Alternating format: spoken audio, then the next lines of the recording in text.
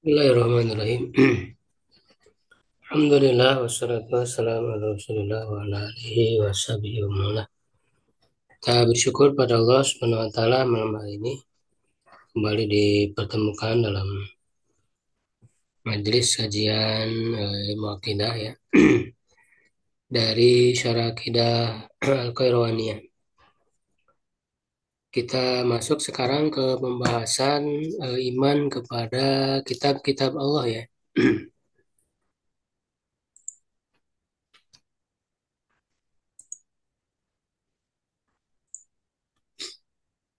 Ibnu Abi Zaid Al-Qairwani ya rahimahullah, beliau menyebutkan secara ringkas ya kaitan dengan kitab-kitab Allah ya, tapi perlu kita bahas secara lebih utuh ya, apa saja yang mesti kita imani ya. Jadi beliau mengatakan ya dalam matannya, wanzala alaihi kitabahul hakim. Jadi setelah disebutkan Allah mengutus Rasulnya, ya maka sepaket ya dengan menurunkan kitabnya. Ya karena Allah mengutus Rasul itu ya tentu dengan menurunkan wahyu ya. Menurunkan wahyu yang itu juga bagian dari kitab Allah ya. Nah, secara khusus sebenarnya ini kitab Al-Quran ya, secara khusus yang diturunkan kepada Nabi Muhammad ya.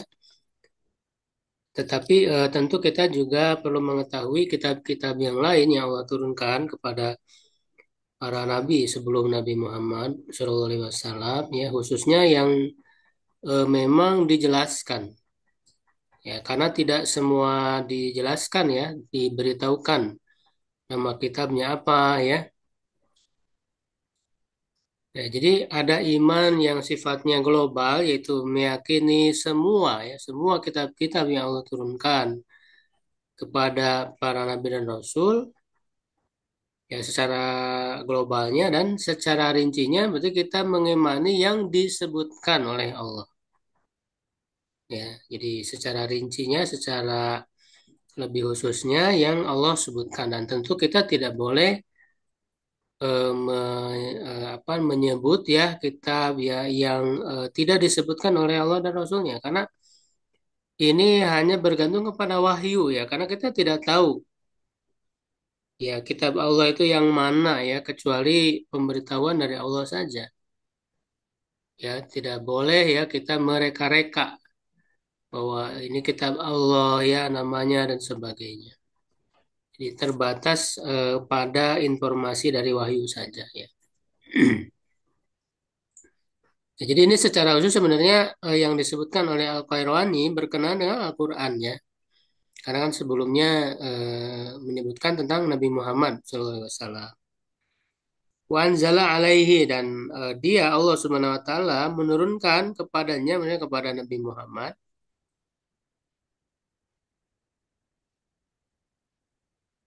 ya kitabul hakim, kitabnya yang penuh hikmah. Ya eh, penuh hikmah ya, hikmah itu di situ ada ilmu gitu ya, ada bahkan banyak sekali ya ilmu yang terkandung di dalamnya, ya ada petunjuk dan seterusnya ya. Wasyaraha bihi, dan dengannya ya, dengan kitab itu Allah menjelaskan agamanya yang lurus ya, dinahu al-qawim wa hada bi siratal mustaqim, dan memberi petunjuk ya dengan Al-Qur'an itu kepada jalan yang lurus. Ya, jadi ini adalah rukun iman ya, yaitu beriman kepada kitab-kitab Allah ya. Secara urutan memang apa, iman kepada kitab Allah itu berarti yang ketiga kan ya. Tumina billahi wa malaikatihi ya, wa kutubihi kan, wa rusulihi ya, wa tu'mina apa namanya, wa yaumil akhir ya, wa tu'mina bil qadari khairin wa syarri. Tapi tentu dalam pembahasan ini tidak sesuai urutan itu ya. Jadi kita sudah bahas iman kepada Allah, iman kepada takdir itu didahulukan ya, didahulukan karena memang menyikapi adanya penyimpangan-penyimpangan ya. Lalu kemudian kepada Rasul, nah baru ini iman kepada kitab-kitab Allah ya. Nanti untuk hari akhir ya nanti berikutnya dan juga nanti diakhirkan juga iman kepada para malaikat. Ya, jadi tadi ya secara globalnya mengimani seluruh yang Allah turunkan ya dan secara lebih khusus apa namanya yang disebutkan dan lebih khusus lagi adalah kepada Al-Qur'an gitu. Karena memang imannya itu tidak sebatas mempercayai ya kalau kepada Al-Quran, tapi juga harus mengikuti ya menjalankan syariat yang terdapat di dalam Al-Quran Al-Karim itu gitu ya. Allah Subhanahu wa taala berfirman, nah ini dalil ya iman kepada kitab-kitab ya di dalam Al-Quran apa dalam rangkaian rukun iman ya. Sini disebutkan ada 5 ya, tapi tentu secara lengkapnya ada 6. Jadi wa may yakfur billah wa malaikati wa kutubihi wa rusulihi wal yawmil akhir. Ya di situ dikatakan ya siapa yang kufur kepada Allah, para malaikat dan kitab-kitabnya. Ya rasul-rasulnya dan hari akhir. Maka sungguh dia telah sesat dengan sejauh-jauhnya ya. Dolalam baina. Nah, setiap nabi dan rasul yang Allah utus, Allah turunkan kitab kepada mereka. Nah, sebagaimana Allah sebutkan, jadi setiap rasul, makanya yang kita tahu ya seperti Taurat, Injil itu kan bukan terbatas itu ya, bukan terbatas yang Allah beritahukan saja. Jadi secara prinsip setiap nabi dan rasul Allah turunkan kitab kepada mereka. Nah, sebagaimana apa ditunjuki dalam ayat kana nas ummata wahida. Manusia itu adalah umat yang satu. Faba'asallahu nabiyyin ya setelah timbul perselisihan, nah, ini ada apa namanya rangkaian ya kalimat yang tidak disebut ya tapi dia bisa dipahami ya bisa dipahami ya, ini namanya dilala iktido ya dalam ilmu ushul fikih itu dibahas ya dilala iktido ya jadi maksudnya adalah setelah itu mereka berselisih ya awalnya Allah utus dalam keadaan bersatu ya umat yang satu lalu terjadi perselisihan ya lalu ketika itu Allah faba'asallahu nabi. Ya, maka Allah mengutus para nabi ya mubasyirin wa mundhirin yang tugas mereka adalah memberikan kabar gembira dan memberi peringatan. Nah, wa anzala ma'humul kitab bil haq. Dan Allah menurunkan bersama mereka kitab yang membawa kebenaran liyahkuma bainan nasi fi makhtalafu fi. Ya, agar ya untuk memberi keputusan di antara manusia tentang perkara yang mereka perselisihkan. Jadi dari ayat ini jelas bahwa setiap nabi dan rasul ya Allah turunkan kitab bersama mereka. Jadi semua nabi dan rasul ya karena kan wahyu itu di situ ada berupa kitab Allah. Itu ya wahyu yang diturunkan itu kan. Nah, tentu yang Allah informasikan hanya sebagiannya saja ya. Kita mengimani ya yang sebagiannya secara spesifik. Gitu ya, itu yang pertama adalah Taurat. Yaitu kitab yang diturunkan kepada Nabi Musa alaihissalam sebagaimana disebutkan dalam berbagai ayat dan hadis ya di antaranya ini hanya di antaranya saja inna anzalna taurat fiha hudaw wa nur. Maksudnya kami menurunkan Taurat gitu ya. Lalu yang kedua Injil yaitu diturunkan kepada Nabi Isa alaihissalam. Misalnya dalam Al-Quran disebutkan Waqaffaina bi Isa bin Maryam wa atainahul Injil. Ya, dan kami iringi ya pula dengan Isa putra Maryam ya dan kami berikan kepadanya Injil. Ya, jadi tentu Taurat dan Injil ini adalah wahyu yang Allah turunkan ya, yang apa namanya, awalnya ya adalah asli gitu ya, murni dari firman Allah, dan kemudian oleh kaum ya Nabi Isa, ya Nabi Isa, kemudian mereka merubah-rubahnya ya, tentu sebagaimana disebut di dalam banyak apa, Al-Qur'an ya, ayat dan hadis. Jadi bisa dikatakan ya tidak lagi murni ya, tidak ada lagi yang murni kan, itu sudah mengalami percampuran ya dengan perkataan mereka yang mereka tambah-tambahi gitu ya. Dan tentu sudah menyimpang ya dari ajaran yang benar ya. Jadi kaumnya Nabi Musa yang kemudian nanti jadi ataupun dikenal ya dengan Yahudi ya, kaum Yahudi, dan juga orang-orang Kristen yang kaumnya Nabi Isa yang kedua-duanya itu menyimpang dari agama yang benar ya, jadi agama tersendiri yang menyimpang dari ajaran agama Nabi Musa dan Nabi Isa ya, dan juga para nabi yang diutus kepada mereka.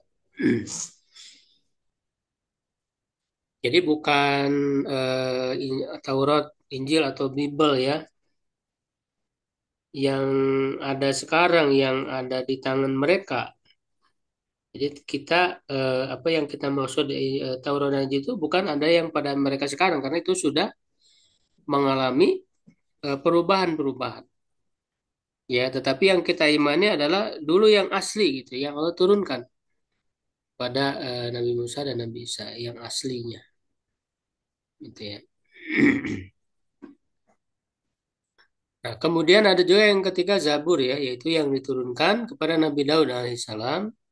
Nah, seperti disebutkan dalam Al-Quran, wa ataina Dawud Zaburo.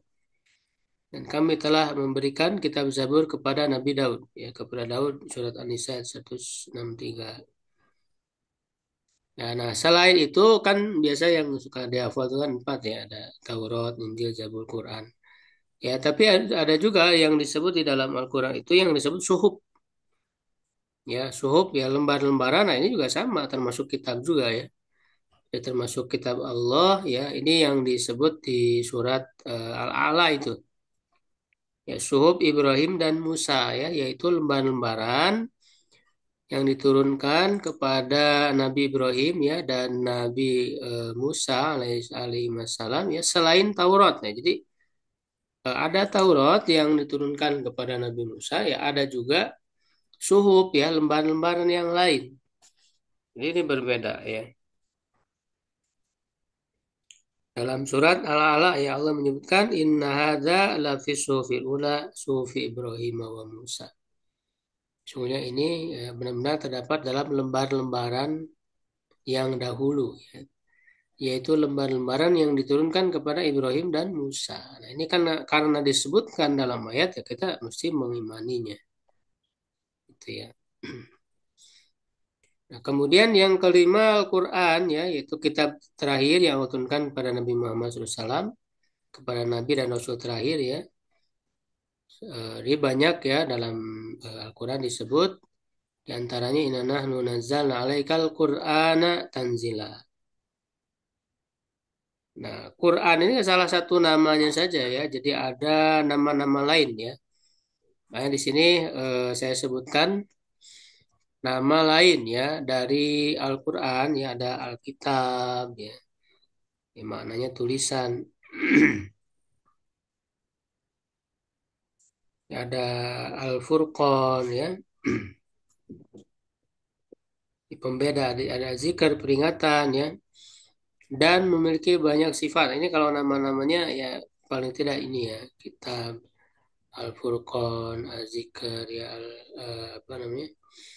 Ya, artinya nama ini dia ketika disebut tuh memang secara tersendiri sebagai nama. Nah, kalau sifat berarti ada mausufnya, ada yang disifatinya, itu Al-Qur'annya. Ya, kalau sifat dia tidak disebut secara tersendiri sebetulnya. Ada mausufnya. Nah, kalau nama dia bisa disebut secara tersendiri. Makanya apa namanya, ada anzalnal kitab gitu kan. Jadi secara tersendiri disebut itu menjadi nama. Ya, kalau sifat itu dia tidak disebut secara tersendiri. Nah, ini banyak kalau sifat itu ya ada hudan misalnya ya, petunjuk, suratul mustaqim ya, ada nur cahaya, ada mubin yang jelas. Ya, kitabu mubin. Nah, ketika disebut kitabu mubin, nah kitabnya itu nama kan gitu. Kalau mubinnya dia sifatnya. Kitabnya itu sebagai nama. Ya, ada karim ya, ada apa namanya? Majid ya, Azim, Mubarak, penuh berkah, ya Hakim yang bijaksana ya. Seperti yang disebut oleh Al-Qairwani tadi ya dalam matannya. Mau'izoh ya, nasihat, syifa ya, penyembuh, rahmah ya, kasih sayang dan lain-lain, banyak banyak sekali sifat-sifat yang apa namanya, mensifati Al-Quran itu. Karena dia tentu penuh dengan sifat-sifat yang baik, yang mulia ya, kitab Al-Quran ini. Nah, kitab-kitab yang diturunkan kepada para nabi ya sebelum Nabi Muhammad itu kita meyakini bahwa itu merupakan wahyu dari Allah. Walaupun kemudian kaumnya yang menyimpang merubah-rubahnya ya. Sehingga tidak bisa lagi bagi kita saat ini menemukan yang aslinya, melainkan telah dipalsukan dan bercampur dengan perkataan manusia. Nah, tentu ya ini merupakan suatu hikmah dari Allah. Ya, jadi kenapa kok kitab-kitab Allah yang dulu nggak dijaga gitu ya, bercampur baur ya, itu kan adalah apa, hak prerogatif Allah ya, Allah melakukan itu ya tentu ada hikmahnya. Ya, ada hikmahnya. Ya, di mana ya hikmahnya atau alasannya ya, karena kitab-kitab itu sudah tidak berlaku lagi dan telah diganti dengan syariat yang baru ya, yaitu dengan diturunkannya Al-Quran Karim. Jadi walaupun misalnya kitab-kitab itu asli ya, murni, tidak ada perubahan, tidak ada campur tangan ya, juga tidak ada manfaatnya karena sudah tidak berlaku, sudah diganti dengan syariat baru. Itu merupakan satu hikmah yang besar ya dari Allah Subhanahu wa taala. Ya, ini sebagaimana dinyatakan ya oleh Allah Subhanahu wa taala, ya afatat maun ayu'minu lakum wa qad kana fariqum minhum yasma'una kalamullah summa yuharrifuna min ba'di ma qalu wa hum ya'lamun. Ya. Apakah kalian masih mengharapkan mereka akan beriman kepada kalian padahal segolongan dari mereka mendengar firman Allah lalu mereka mengubahnya. Ini jelas. Jadi yang apa yang Allah informasikan kan pasti benar ya, dan kita meyakini bahwa mereka ya, khususnya orang-orang Yahudi dan Kristen itu merubah-rubah ya kitab Allah ya, atau firman Allah yang diturunkan kepada mereka. Ya, lalu mereka maunya setelah mereka memahaminya ya, sedangkan mereka mengetahui hal tersebut, ya, mereka juga menyadari. Ya. Sedangkan Al-Quran, karena ia adalah wahyu yang masih berlaku hingga hari kiamat, maka Allah menjaga keasliannya, tidak mungkin mengalami perubahan dan campur tangan manusia. Ini dijamin oleh Allah dalam surat Al-Hijr ayat 9, ya inna nahnu nazzalna dzikra wa inna lahu lahafidun. Sungguhnya kami yang menurunkan dzikra. Nah ini ya di antara nama tadi ya. Zikr ya, peringatan ya, artinya maksudnya Al-Quran, dan sesungguhnya kami yang benar-benar menjaganya. Nah ini kan bahkan dengan beberapa taukid ya. Pertama inna ya, inna ini huruf taukid, lalu la hafidun. Lalu kemudian mendahulukan apa namanya, jar majrur ya, jar majrurnya didahulukan, wa inna lahu lahafidun, ini juga taukid juga. Misalkan wa inna lahafidun lahu ya. Nah, ini juga berfungsi apa namanya, ada taukid. Jadi di sini taukidnya berlapis-lapis ya, menegaskan ya betul-betul bahwa Allah itu menjaga keaslian Al-Quran ini. Makanya kan dengan berkembangnya ilmu-ilmu Islam, ilmu syar'i, ya itu adalah sebagai wujud ya pembuktian penjagaan Allah. Ya dari baik dari segi bacaannya ada ilmu kiroat itu berarti menjaga bacaannya. Ada ilmu rosem ya ilmu rosem dan dobat misalnya itu menjaga tulisannya. Ada ilmu tafsir ya menjaga pemahamannya. Ya ilmu-ilmu bahasa Arab berkembang kan oleh Al-Quran gitu. Ya jadi setelah ada Allah menurunkan Al-Quran ilmu bahasa itu jadi berkembang itu menjaga bahasanya. Ya jadi berkembangnya ilmu-ilmu Islam ini adalah sebagai bentuk penjagaan Allah terhadap Al-Quran dan juga tentu hadis-hadis Nabi ya Sallallahu Alaihi Wasallam yang sahih ya karena memang hadis itu juga adalah wahyu yang serupa dengan Al-Quran yang artinya Allah juga jaga maka muncul ilmu-ilmu hadis yang berkembang itu semua dalam mereka menjaga wahyu Allah ya Al-Quran dan juga hadis. Kemudian juga dalam ayat lain Allah katakan layatihil batil ya, yang tidak datang kepadanya kepada Al-Quran kebatilan. Nah, ini jadi dijaga tidak masuk ke dalamnya bercampur ya ke dalamnya kebatilan yang berasal dari manusia ya seperti halnya kitab-kitab sebelumnya. Mimbaini yadai ya baik dari depan ya wala min holfi dan juga dari belakang dari belakangnya ya jadi dari depan Al-Quran bagian depan bagian belakang ya semuanya dijaga oleh Allah. Ya tanzilum min hakimin hamid yang diturunkan ya tanzil di sini kan masdar tapi maknanya isim maf'ul. Jadi munazzal ya yang diturunkan. Ya dari Rabb yang maha bijaksana lagi maha terpuji. Ya min hakimin hamid. Nah, dalam matanya di atas Al-Quran ini menyebutkan di antara sifat Al-Quran itu hakim tadi ya bijaksana ya wal Quranil hakim. Ini seperti dalam surat Yasin ayat 2. Nah, Ibnu Jarir menafsirkannya atau Bayrul rahimahullah Quran Hakim itu muhkam bima fihi min ahkamihi wa bayinati hujaji. Ya, Al-Quran yang disusun dengan sangat apik gitu, muhkam ya Hakim. Dengan hukum-hukum yang ada di dalamnya dan kejelasan hujah-hujahnya. Jadi disusun dengan sangat muhkam, ihkam, jadi apik yang sangat apik, sangat teliti, ya sangat rapi gitu ya, sangat indah. Itu makna dari muhkam dan itu juga bagian makna dari hakim itu ya. Nah, dengan Al-Quran Allah menjelaskan agamanya yang lurus ya, seperti yang dijelaskan oleh Al-Quran itu. Seperti dalam ayat ya, faqim wajhaka lid-dini hanifa fitratallahi allati fataran-nas 'alaiha la tabdila li khalqillah dzalika dinul qayyim. Jadi agama yang lurus ya di sini disebutkan dinul qayyim.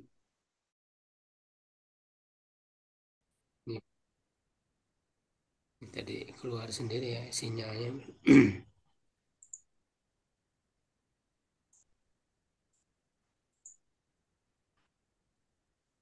Ya, jadi Al-Qairani menyebutkan apa namanya dinul qayyim ya, maksudnya agama yang lurus. Dalam Al-Quran disebut dinul qayyim ya dan ayat-ayat yang lainnya juga ya.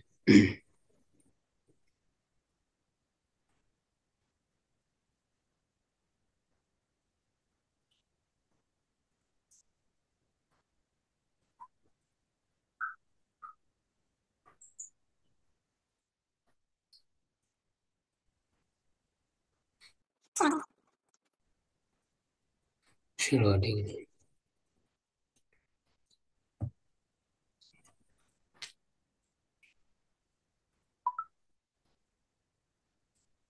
Bentar.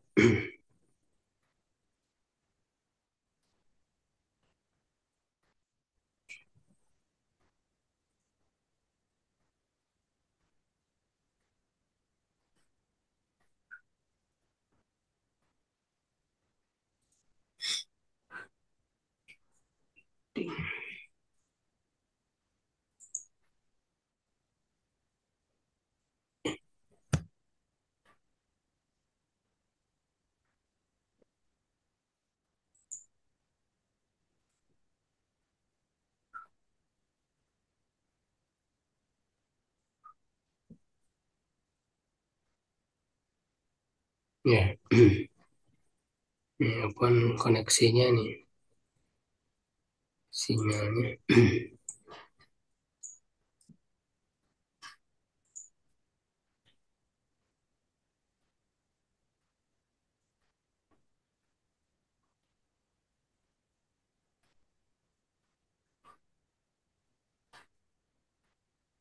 Ya, itu lalu Allah apa namanya, memberi petunjuk ya dengan aku itu kepada jalan yang lurus. Nah, ini juga dijelaskan ya dalam banyak ayat yang menyebutkan bahwa Al-Quran ini ya jalan yang lurus. Seperti dalam surat Ali Imran kan, hadza siratul mustaqim. Ini ya maksudnya Al-Quran adalah jalan yang lurus. Ya. Nah itu untuk pembahasan kitab ya tidak banyak ya. Yang dasar yang perlu kita ketahui ya, perlu kita imani.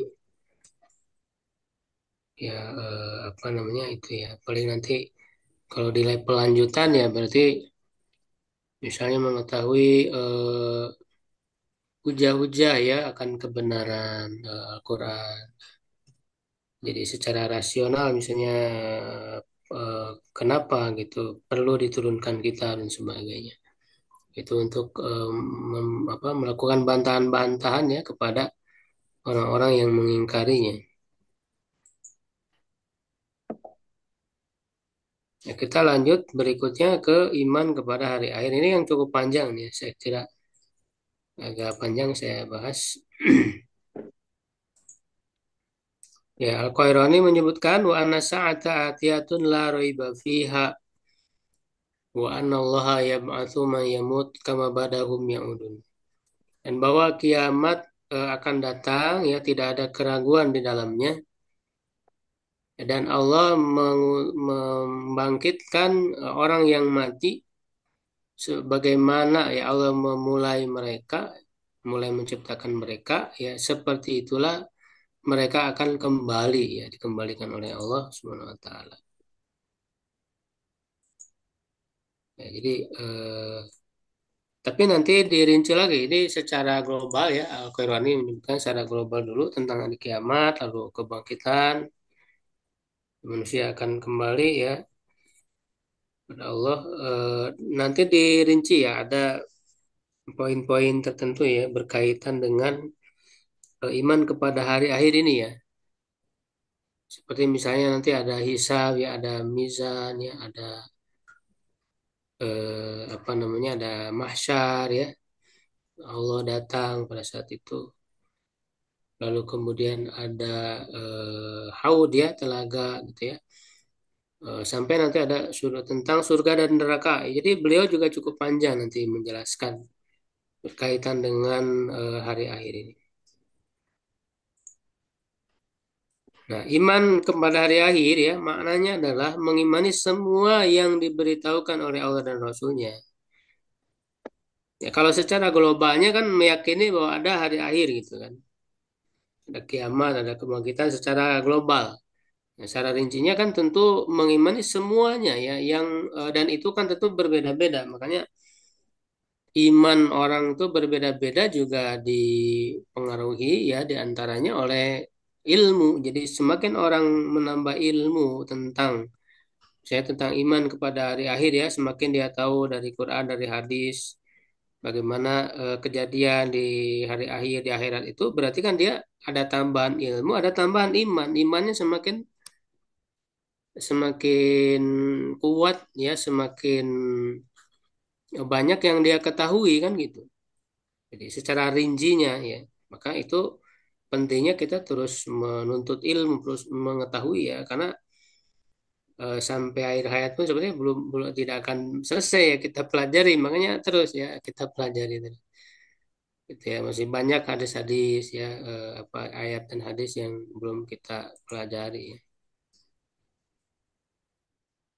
Nah, jadi mengimani semua yang diberitahukan oleh Allah dan Rasulnya tentang yang akan terjadi setelah kematian. Nah, bahkan hari akhir ini mencakup juga setelah kematian, tidak hanya pada saat hari kiamat ya kubronya saja kan. Jadi sejak mulai ya bahkan kematian itu sendiri kan ya kematian itu sendiri banyak dijelaskan ya dalam Quran dalam hadis ya dan apa namanya setelah mati lalu di alam kubur ya di situ nanti ada pertanyaan ya ada siksa dan nikmat di kuburan ya ada kebangkitan ya pengkumpulan di padang mahsyar ini secara apa namanya secara global dulu ya saya sebutkan ya satu persatu. Lalu catatan amal ya, perhitungan amal, hisab, timbangan amal ya, mizan, telaga Rasulullah SAW, haud, jembatan di atas neraka ya, sirat, syafaat ya, syafaat baik dari nabi ya ataupun dari orang-orang beriman ya secara umum, serta surga dan neraka. Nah, hari akhir itu memiliki banyak nama ya dalam Al-Quran banyak sekali ya nama-nama yang menyebut tentang hari akhir ya hari kiamat yang menunjukkan ya kenapa banyak nama ya karena menunjukkan kedahsyatan kejadian hari itu ya jadi dilihat dari sisi tertentu dari kedahsyatan hari kiamat disebut dengan kiamat kenapa karena makna kiamat itu berdiri karena pada saat itu manusia berdiri ya menghadap Tuhannya di padang mahsyar itu kan dalam waktu yang lama mereka semua berdiri tidak ada yang duduk apalagi tiduran ya tidak ada semua berdiri dalam keadaan tepat telanjang ya belum dihitan dalam keadaan sangat takut ya kepada Allah karena pada saat itu Allah marah ya dengan kemarahan yang belum pernah dilakukan sebelum dan sesudah pengadilan ya yang sesungguhnya ya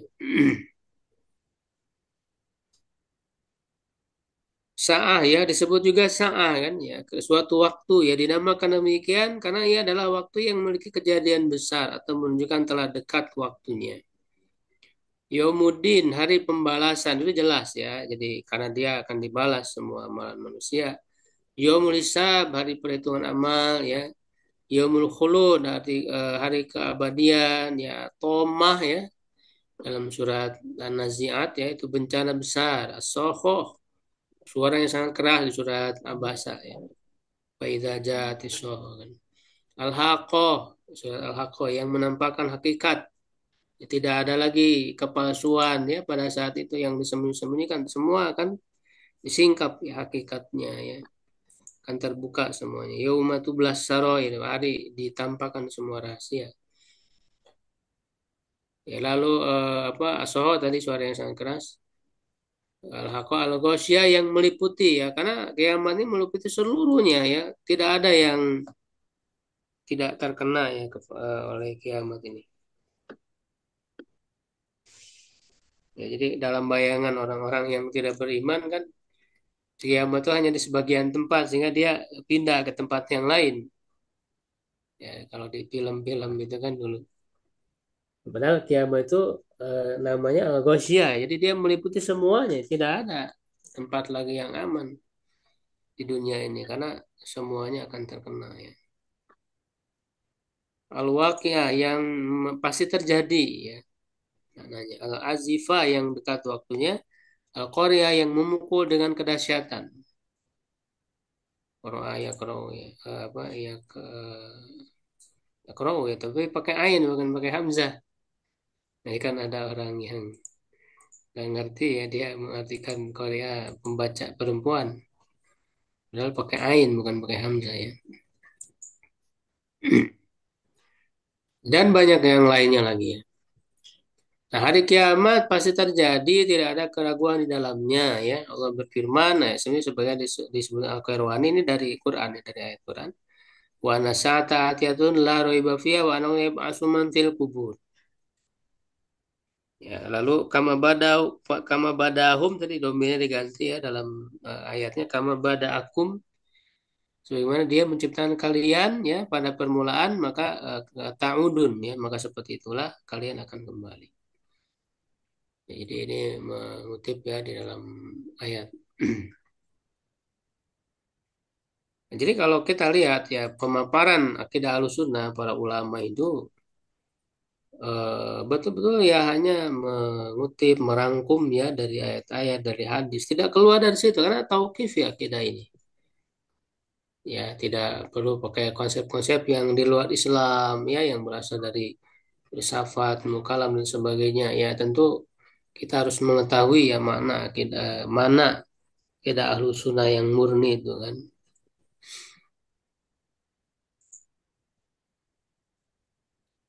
Nah, Al-Quran banyak. Nah, ini di antara dalil ya. Ini perlu kita ketahui dalil yang dasar ya, secara dasar adanya hari kiamat. Selain dalil apa namanya yang jelas ya, yang diinformasikan, yang sifatnya hobar ya, berita ya dari Quran dan Sunnah. Nah, juga ada dalil akal dari akli. Tapi dalil akli ini juga disebut di Quran gitu, di Quran dan Sunnah. Ya, jadi jangan beranggapan bahwa dalil akal itu hanya dari akal manusia. Jadi Al-Quran dan Sunnah sendiri sudah memberikan dalil akal, dalil rasional. Nah ini yang benar ya, karena ada orang yang memisahkan, oh ini dalil nakli, ini dalil akli. Jadi seakan-akan kalau nakli itu nggak ada dalil akal, justru Al-Quran dan Sunnah itu ada penuh dengan dalil akal, hujah-hujah rasional. Jadi kalau orang berpegang teguh kepada Al-Quran Sunnah, kepada akidah Sunnah, ya di situ sudah ada dalil akal, sehingga sebetulnya tidak perlu kepada ya dari akar rasional yang diambil dari konsep-konsep lain apalagi dari orang-orang musyrik orang kafir filsafat Yunani misalnya yang asing ya bagi nas-nas Al-Quran dan Sunnah makanya para ulama salaf ulama Ahlus Sunnah ya itu kan mereka membangun hujah-hujah akalnya betul-betul dari nakal dari nas ya jadi sebetulnya dengan ini kita tidak memerlukan ilmu filsafat ilmu kalam ya dalam soal akidah warisan dari apa namanya Yunani dan juga yang lain gitu ya. Atau dari apa namanya ahli kalam berikutnya gitu yang sebetulnya mereka mengadopsi ya konsep-konsepnya itu dari filsafat juga. Nah, ini kan beranggapan bahwa dalam nas itu nggak ada dalil akal, padahal ya dalil akal itu sudah disebut oleh Allah karena kan Allah berbicara ya kepada manusia itu kan apa namanya berbicara apa kepada pikiran manusia, kepada akal manusia. Bagaimana hujah-hujah itu dibangun oleh Allah Subhanahu wa taala agar manusia itu paham, agar manusia itu menggunakan akalnya dan bisa menerima gitu kebenaran yang disampaikan oleh Allah.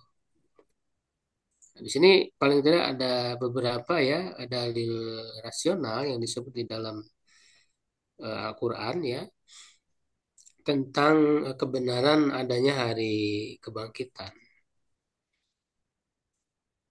Jadi saya sebutkan di sini Al-Quran banyak menyebut dalil rasional gitu, terhadap kebenaran hari kebangkitan. Secara umum dapat kita kelompokkan kepada tiga macam dalil pokok ya. Yang pertama terjadi yang semisalnya dalam kehidupan dunia. Ya, terjadi yang semisalnya. Di semisal. Jadi ketika mungkin nggak sih itu dibangkitkan lagi ya manusia yang sudah mati, sudah hancur lebur.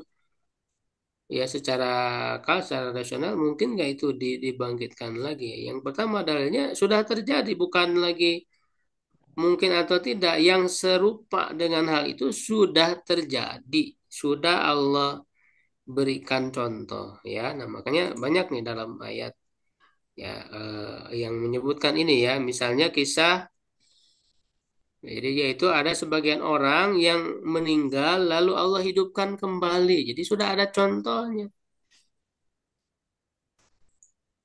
Misalnya kisah meninggalnya seorang dari Bani Israel ya, lalu Allah memerintahkan untuk memukulnya dengan salah satu organ sapi betina yang telah disembelih ya. Makanya menjadi penamaan surat Al-Baqarah kan karena di situ ada ada kekuasaan Allah ya, ada eh, apa namanya tanda kekuasaan Allah itu Allah menghidupkan orang mati kan, maka dinamakan dengan surah Al-Baqarah karena tujuannya untuk memunculkan kisah ini gitu kan, yang menunjukkan kekuasaan Allah. Ya, yaitu fakulna dribu biba'diha kan.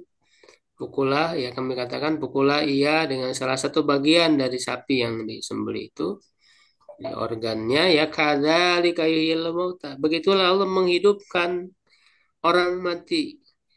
Ya wa yurikum ayati memperlihatkan tanda kekuasaannya. La'allakum ta'qilun agar kalian berakal, menggunakan akal. Jadi Allah memberikan hujah akal dalam ayat ini dan juga dalam ayat-ayat lain ya. Jadi banyak tuh ya, ya. Kadzalika yuhyil mauta itu banyak ayat yang serupa seperti itu. Jadi inilah bukti ya hujah. Jadi hari kebangkitan itu akan terjadi ketika manusia sudah meninggal, ya sudah hancur, ya Allah hidupkan kembali, bangkitkan kembali. Itu mungkin terjadi karena memang ya sudah ada yang semisal dengan itu yang terjadi. Yang mati lalu Allah hidupkan lagi. Nah, maka ya tidak mustahil ya nanti juga ya akan begitu. Jadi ya dengan yang semisal yang sudah terjadi. Itu yang pertama. Kemudian ya hujah yang kedua, ya hujah rasional akan adanya hari kebangkitan ya. Adanya kejadian yang mirip di dunia dengan kebangkitan. Ya, ada kejadian mirip dengan kebangkitan, yaitu apa? Allah menghidupkan atau menyuburkan kembali tanah yang mati atau tandus. Ini banyak sekali dalam ayat. Ya, ketika menyebutkan ya menjelaskan tentang tumbuhan ya bumi yang mati lalu Allah hidupkan bumi itu, suburkan ya tumbuh-tumbuhan. Nah ini kan kejadiannya mirip dengan hari kebangkitan. Makanya selalu oleh Allah dijadikan sebagai hujah ya, sebagai hal yang layak untuk kita perhatikan, yang menjadi apa namanya contoh ataupun bukti akan terjadinya hari kebangkitan.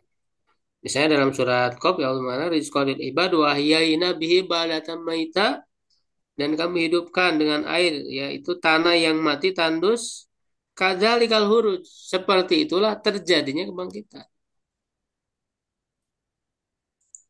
Itu dalam banyak ayat ketika Allah menjelaskan tentang hujan ya, beras hujan, bagaimana bumi yang tandus selalu jadi hidup, jadi subur ya, lalu menumbuhkan tumbuhan, selalu Allah kaitkan dengan hari kebangkitan. Ada kadzalikal huruj, kadzalika tukhrajun, kan itu banyak di dalam ayat itu.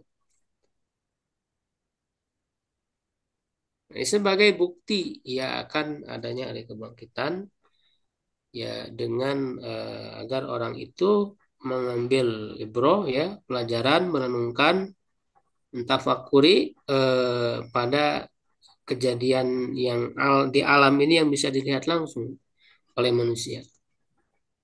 Ya, bumi yang diturunkan hujan lalu menumbuhkan tumbuhan. Makanya nanti dalam hadis pun manusia dibangkitkan itu seperti tumbuhnya tumbuhan. Ya, tan butuna kama yang butul bakol. Manusia itu akan tumbuh ya, dibangkitkan itu tumbuh seperti tumbuhan karena nanti Allah kirimkan hujan juga kan. Lalu manusia itu dengan air itu dibentuk kembali jasadnya.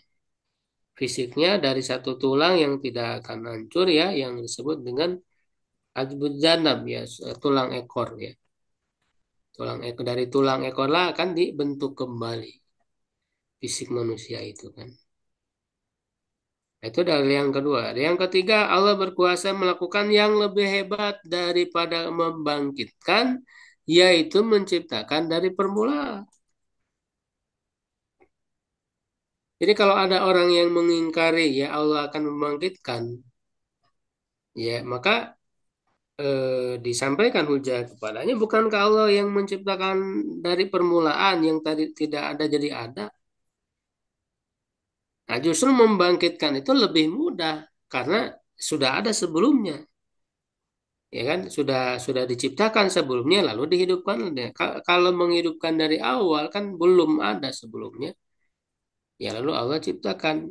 Berarti kan justru membangkitkan itu lebih mudah. Nah, kenapa yang lebih mudah ini ditolak? Ya, padahal orang-orang musyrik itu kan dulu mereka ketika ditanya siapa yang menciptakan langit, bumi, yang menciptakan manusia, ya mereka mengatakan kan Allah. Kenapa mereka percaya kalau menciptakan pada yang apa pada permulaannya Allah, tapi tidak mempercayai adanya kebangkitan? Ya, harusnya secara akal sehat kalau orang menerima ya Allah menciptakan dari awal permulaan ya tentu dia juga menerima ketika kemudian Allah membangkitkan kembali, ya kan? Ya, yaitu kalau Allah mampu menciptakan manusia dari permulaan ya dari yang asalnya tidak ada maka tentu lebih mampu untuk menghidupkan kembali. Nah, ini banyak ya dalil ya hujah semacam ini disebut oleh Allah dalam Al-Quran ini cukup banyak ya, cukup banyak ini diantaranya misalnya Dorobalana masalan wa nasiya wal qala may yuhyil izam wa hiya ramim ya kul man yuhyiha alladzi ansha'aha awwala marra. Nah, itu kan. Ya, ia akan menghidupkan Tuhan, ia akan dihidupkan ya. Jadi yang sudah hancur mati itu bahkan sudah bubuk gitu ya, sudah hancur lulu lantak ya. Nah, itu akan dihidupkan ya oleh Allah ya yang menciptakannya pada kali yang pertama. Jadi Allah menciptakan pada permulaan ya maka dia juga mampu untuk menciptakan yang kedua kalinya, membangkitkan kembali. Dalam ayat lain wa huwa alladzi yabda'ul khalqa tsumma yu'idu wa huwa ahwanu alaih. Nah, dialah yang menciptakan manusia dari permulaan ya, kemudian mengembalikan menghidupkannya kembali dan menghidupkan kembali itu lebih mudah baginya. Secara akal manusia akal sehat ya menciptakan dari apa namanya sesuatu yang sudah ada ya lebih mudah daripada menciptakan dari yang belum ada sebelumnya. Ya, meskipun hari kiamat itu pasti terjadi, jadi itu ya tiga dalil ya rasional ya yang menunjukkan apa namanya kebenaran akan terjadinya hari kebangkitan. Itu banyak disebut dalam Al-Quran. Nah, jadi walaupun dia mesti apa pasti terjadi kiamat ya, tapi kita tidak diberitahu kapan waktunya. Ini merupakan rahasia ya yang Allah Subhanahu wa taala apa namanya rahasiakan. Ya, hanya Allah yang tahu. Bahkan para malaikat dan para nabi pun tidak diberitahu. Ya, seperti dalam surat An-Nazi'at ya ayat akhir ya akhir-akhir mereka bertanya ya tentang kapan terjadinya hari kiamat. Fi anta min dzikroha untuk apa? Atau apa urusanmu ya untuk menyebutkannya ila rabbiyil muntaha itu dikembalikan kepada Allah. Ya, engkau hanyalah pemberi peringatan kepada orang yang punya rasa takut ya kepadanya kepada hari kiamat itu. Ya, nah, kalau ya seakan-akan mereka pada hari melihatnya, mereka merasakan akan tidak tinggal di dunia melainkan sebentar saja di waktu sore atau pagi hari. Ya, makanya kan di dalam hadis juga ketika Nabi Muhammad ditanya tentang mata saat, kapan ya terjadi hari kiamat, Rasul menjawab mal mas'ulu ana bi alama minas sa'il. Tidaklah yang ditanya lebih tahu daripada yang bertanya. Artinya baik yang ditanya dan yang bertanya pun sama-sama tidak tahu. Itu bisa kita bayangkan Nabi Muhammad pemimpin seluruh manusia tidak tahu dan malaikat Jibril pemimpin seluruh malaikat ya tidak tahu kan gitu. Ya apalagi manusia biasa. Jadi hanya Allah yang tahu kapan persis terjadinya kiamat itu. Maka tidak boleh kita memastikan ya kan. apa namanya, ada ya sebagian ulama yang itu kan melihat tanda-tanda ya, tanda-tanda kiamat, lalu kemudian mereka sampai menghitung ya jarak waktu dan sebagainya, sehingga ada juga yang tahun sekian. Nah, tentu itu kan tidak hal yang pasti ya, bukan hal yang pasti, itu hanya perkiraan. Ya, tetap kita meyakini ya waktu persis terjadinya hanya Allah yang tahu. Cuman kalau tanda-tandanya kan sudah Allah beritahukan, ya menunjukkan sudah dekatnya hari kiamat. Nah, ini juga saya sebutkan ya tanda-tandanya, terutama tanda-tanda yang besar ya. Kalau tanda kecil banyak, ya saya sebutkan sebagiannya saja. Ini tanda besarnya ada 10 ya, nanti kita bahas. Perlu juga kita pahami ya. Nah, sekaligus juga di sini saya sebutkan rangkaian ya perjalanan menuju akhirat ini cukup lengkap dari mulai kematian ya nanti di alam kubur ya itu saya sebutkan secara lengkap. Nah, Al-Qairani juga menambahkan poin ya, membahas sebagian poin di atas yang tadi itu, namun tidak secara runut seperti di atas. Jadi ini saya susunkan runutannya ya. Buku saya ini saya susunkan runutan ya apa berdasarkan penelaahan ya kepada dalil-dalil. Jadi mana dulu yang lebih dulu memang ada perbedaan ya para ulama, tapi insya Allah ini lebih kuat ya karena disebutkan juga, dijelaskan juga ya oleh para ulama yang betul-betul menelitinya ya, mendalaminya.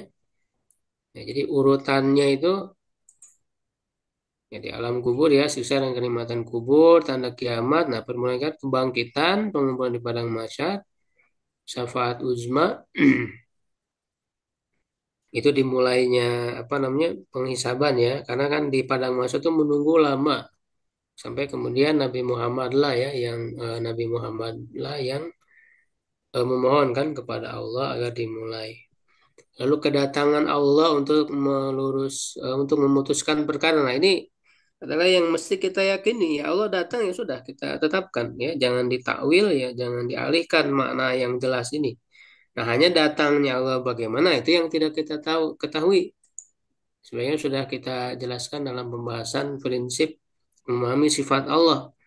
Ketika Allah menyebut wajah Arab buka ya, Allah datang ya sudah Allah datang saja karena memang pada saat itu ya Allah datang ya secara hakiki untuk memutuskan ya perkara itu ya apa namanya dihisab pada saat itu ya.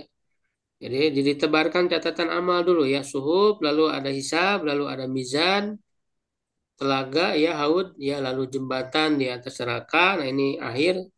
Lalu setelah itu eh, ke tempat tinggal akhir masing-masing surga atau neraka. Nah, jadi Al-Qairwani membahas cuman tidak runut ya, jadi saya runutkan. Ya, dan juga kadang terselang ya oleh pembahasan lain, misalnya tentang hakikat iman, hukum pelaku dosa besar, di sela-sela pembahasan tentang apa iman pada hari akhir ini. Ya, nah, apa yang tidak beliau bahas akan kita awalkan pembahasannya ya di sini dan apa yang beliau bahas akan diakhirkan pada tempatnya. Ya. Nah, ini tentang kematian kan ada hadis ini cukup panjang ya perjalanan ketika orang meninggal. Nah, ini perlu kita apa namanya renungkan ya telaah gitu ya supaya betul-betul tahu ya menjadi iman yang kuat ya di dalam diri kita. Ya karena waktu ya sudah 9:30 kita cukupkan. Mudah-mudahan kita bisa bertemu kembali di pertemuan yang akan datang. Kalau ada yang ditanyakan mungkin silakan.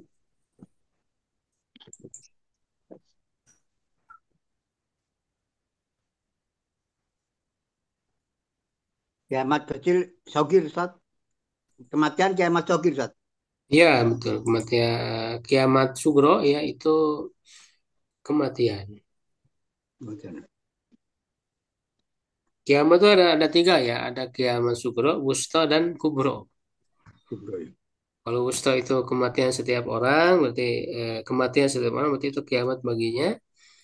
Kiamat dusta itu kehancuran suatu kaum. Ya, Allah kan Hmm. menyebut ada kehancuran kaum Ad, kaum Samud ya, kaumnya Nabi Nuh, Nabi Lut itu artinya kiamat dusta ya. Hmm. Ada kiamat kubro ya nanti ya. Kehancuran. Terakhir.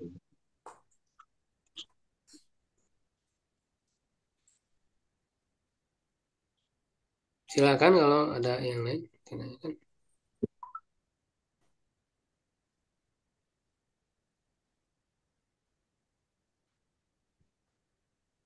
Ya, nampaknya cukup, insya Allah.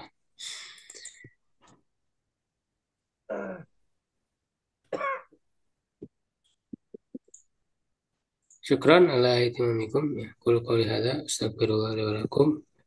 Assalamualaikum warahmatullahi wabarakatuh. Waalaikumsalam. Assalamualaikum warahmatullahi wabarakatuh. Jazakallah khair Ustaz. Punten abdi telat pisan